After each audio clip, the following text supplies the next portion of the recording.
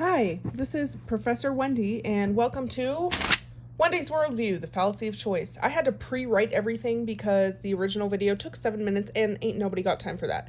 So, to speed things up, I do not believe in conscious decision-making processes. I just think that it is the combination of our internal environment mixed with our external environment gives us an outcome. Conscious decision-making has very little, if anything, to do with it. For example, I believe that every single human being in the world is born with several of these factors. Intelligence quota, emotional intelligence quota, if you believe in astrology, star signs, anything of that nature. If not, maybe there's some kind of a religion or a spirituality belief that you are, knit together in the womb, etc., etc.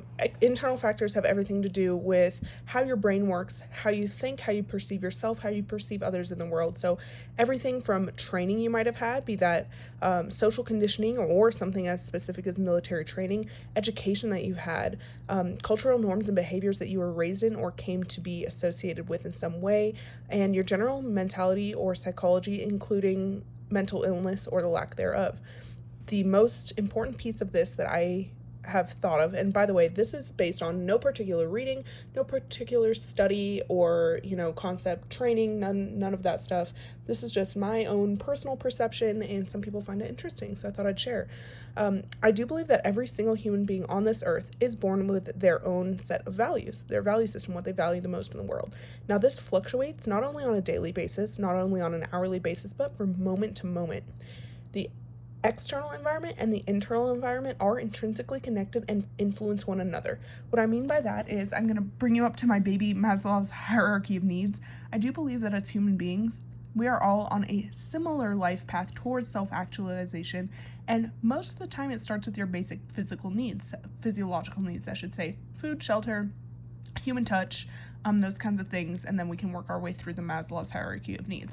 Now, that being said, our values do not reflect exactly. Everyone does not start off, okay, when I'm not hungry anymore, then I can start working towards gaining power and acceptance and that kind of thing. Every single person starts off in a different place, and ultimately values, some people might skip steps, some people might minimize steps, and some people are always striving and aiming to get here, and some people stay down here, and that is a-okay. It's just the way you're born, in my worldview. Now let's move over to the external environment. This one's a little bit more self-explanatory, but your physical location to include your actual physical location. Is there a war? Is there peace? What is your perceived level of physical security? Resources available to you? The temperature outside? All those types of things. Humans that are in your reality, such as, parents. If you maybe are in school, then you have teachers, you have professors. If you're in a workplace, then you've got a boss, you've got a peer group. All that is under the external environment for the sake of this diagram. Cultural and social expectations, if you are expected to adhere to particular ways of dress or behaviors that are acceptable or unacceptable in your cultural and social atmosphere. Food. We know that gut health has every influence on our internal environment up here, our mind, our mentality, our psyche, and what's going on up top. So food, the availability thereof, has everything to do with this over here, but it is in our external environment. It is a tangible object that we can consume. Finances, it is, not necessarily tangible, but it is an external part that greatly affects the psyche for a lot of people, but is part of that, greater outside world. And your peer group kind of goes in with the humans and whatever else. Something I didn't put here is music or noise. These are not intended whatsoever to be an exhaustive or all-inclusive list whatsoever. I'm just trying to get through this video as fast as possible to demonstrate why I do not believe in conscious choice. So for this example, let's talk about the internal environment. Ooh, I forgot on here, sexuality. That's a good one. So let's say we have a homosexual man. To me, the homosexuality is part of the internal environment because that is something specific to intrinsically that person. So we're going to say we have a cisgendered homosexual male in this internal environment.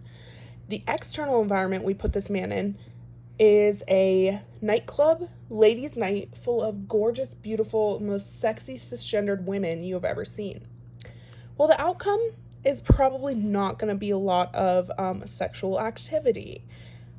Whereas if we put an internal environment, a heterosexual cisgendered man with the cisgendered, beautiful, striking women, we might have a different outcome.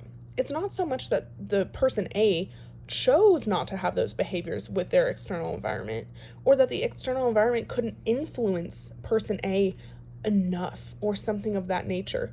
It's just that the outcome was different. Now let's take a little bit less of a concrete approach. Let's talk, we have in our external environment here, we have red shirt, blue shirt.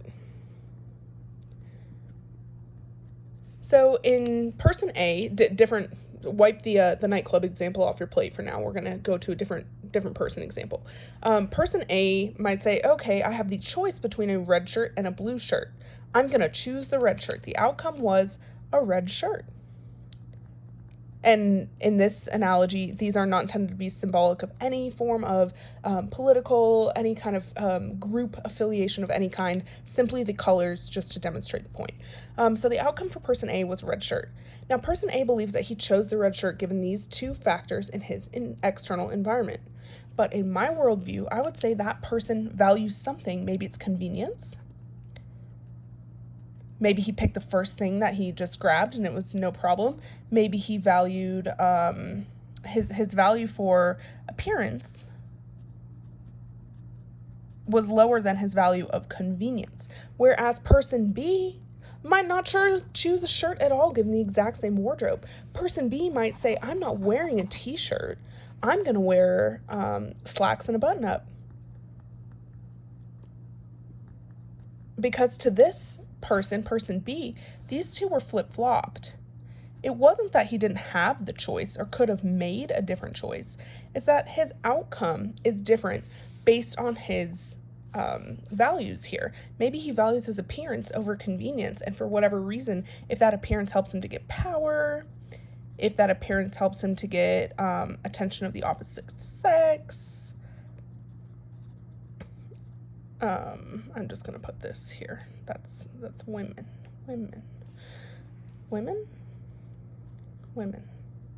There we go. Anyways, it is what someone's values and at that exact moment in time mixed with their external environment produces an outcome. No matter what quote unquote options you are presented with, those are only a fraction of your external environment, and only part of your internal environment is really influencing whatever's the most imperative or important to you at the time, or the highest on the value system, mixed with this external environment produces whatever's going on in here. I call it the outcome. Some people call it a choice. I just don't believe that we can completely ignore some of these factors that we're born with, and we don't always have the greatest influence over our external environment, although we absolutely can influence both, and both of these influence one another. So that's my dissertation on the fallacy of choice. Hope you enjoyed.